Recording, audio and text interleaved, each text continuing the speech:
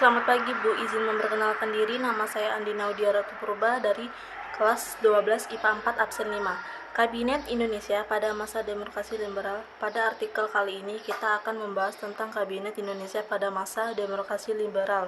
Indonesia era demokrasi liberal adalah sebuah periode dalam sejarah peradaban Indonesia modern. Pada saat ini berlangsung semenjak tanggal 17 Agustus 1950 hingga 5 Juli 1959. Ciri yang paling khas dari masa ini adalah adanya sistem pemerintahan liberal atau parlementer, yaitu pemerintahan yang diisi oleh kabinet-kabinet pimpinan seorang perdana menteri layaknya di negara-negara Eropa modern. Kabinet-kabinet tersebut berganti satu sama lain tempo waktu yang relatif singkat.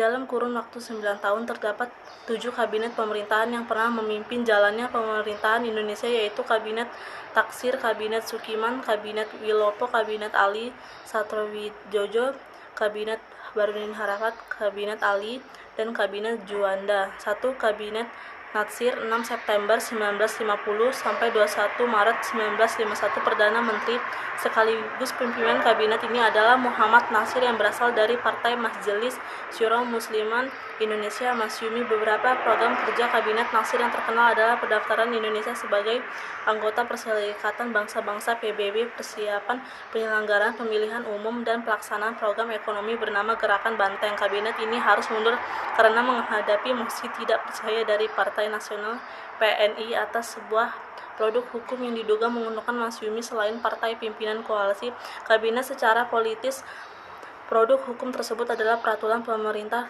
Nomor 50 Tahun 1950 terkait dengan perwakilan rakyat daerah DPRD. 2. Kabinet Sukiman 27 April 1951 3 April 1952. Perdana Menteri sekaligus pimpinan kabinet ini adalah Sukiman Wiljohajojo yang berasal dari Partai Masyumi Majelis Syuro Muslimin Indonesia. Beberapa program kerja Kabinet Sukiman yang terkenal adalah isu-isu terkait hubungan industrial, urusan pemburuan. Contoh isu hubungan industrial yang sangat dibahas dalam kabinet ini adalah penetapan upah minimum yang membentuk peraturan mengenai serikat buruh dan gagasan mengenai tunjangan hari raya THR.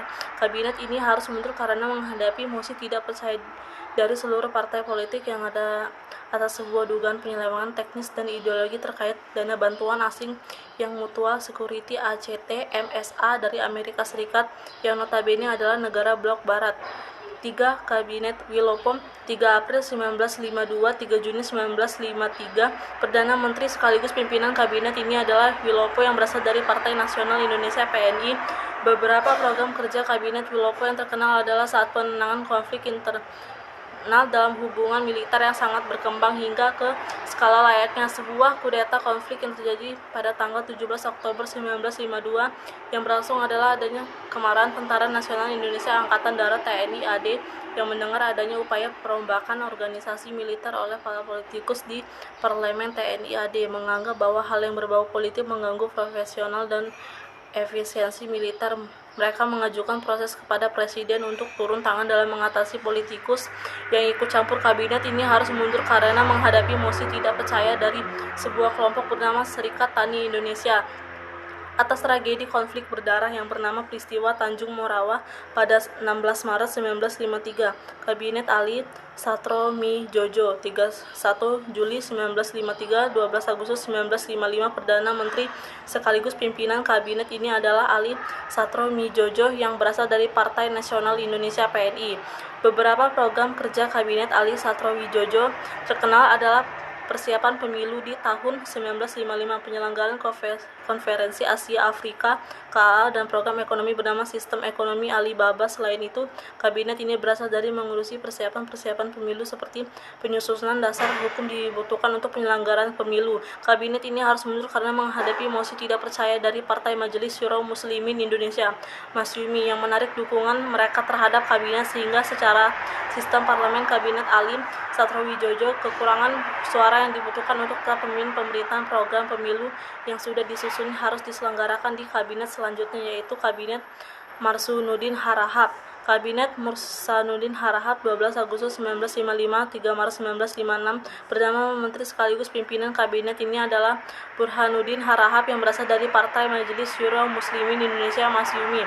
Beberapa program kerja Kabinet Burhanuddin. Harapan yang terkenal adalah penyelenggaraan pemilu 1955, harmonisasi hubungan Tentara Nasional Indonesia, Angkatan Darat, TNI AD, dan pemutusan hubungan Uni Indonesia Belanda sebagai bentuk protes atas masalah Irian Barat. Kabinet ini harus mundur karena kinerja program kabinet ini hanya sebatas penyelenggaraan jalannya pemilihan umum 1955 saja. Seusainya pemilihan umum digelar, pemenang pemilu tersebut akan menjadi kabinet pemerintahan berikutnya. Kabinet 6. Kabinet Ali Satrowijojo 20 Maret 1956, 4 Maret 1957. Perdana Menteri sekaligus pimpinan kabinet ini adalah Ali Satrowijojo yang berasal dari Partai Nasional Indonesia (PNI). Berbeda dengan kabinet lainnya, kabinet ini menjadi satu-satunya kabinet yang pemerintah melalui pemilihan umum di masa Indonesia era demokrasi liberal.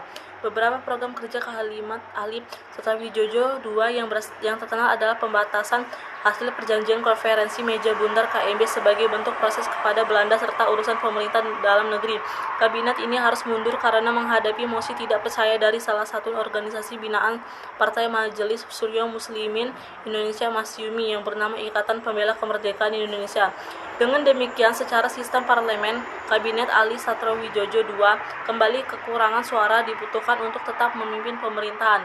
7. Kabinet Juanda 9 April 1957 5 Juli 1959. Perdana Menteri sekaligus pimpinan kabinet ini adalah Di Juanda Kartawijaya yang merupakan tokoh profesional teknokrat. Berbeda dengan lainnya, kabinet ini menjadi satu-satunya kabinet yang berkuasa melalui mandat yang diberikan langsung oleh Presiden Soekarno melalui peristiwa yang bernama Konsepsi Presiden pada tanggal 21 Februari 1957. Beberapa program kerja kabinet Di Juanda yang terkenal adalah musyawarah nasional antar tokoh daerah dan tokoh yang melakukan proses dan pemberontakan, lalu pengupayaan Irian Barat dan juga deklarasi Juanda. Kabinet ini harus mundur karena perubahan sistem politik yang dilakukan Presiden Soekarno melalui sebuah peristiwa besar yang bernama Dekret Presiden pada tanggal 5 Juli 1959.